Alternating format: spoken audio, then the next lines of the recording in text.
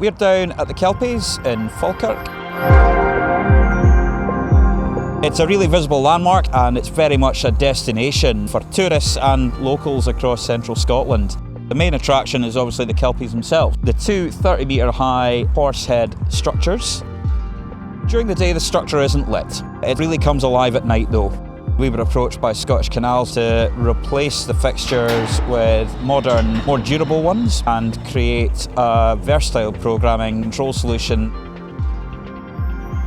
We're in Barron and we're next to the lighting control cabinet. We installed this after building it off-site, then integrated it into the existing electrics, and we retained some of the existing fixtures as well. So we've supplied new RCBOs, we've put in low voltage distribution as well, which is running the signalling system, and further upgrades to make it more suitable for the end client.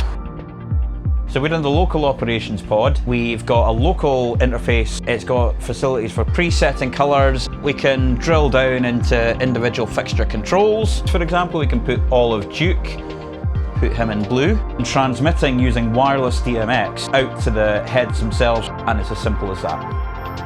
As we get closer to sunset, the lights switch on and everyone gets ready for the show.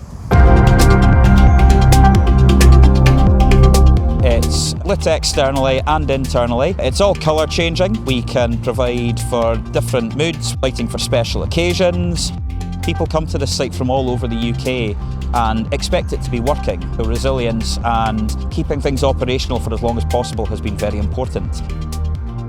I live just up the road from here. I can see the Kelpies from my house, and it's something that's really put Falkirk and Grangemouth on the map in such a big way.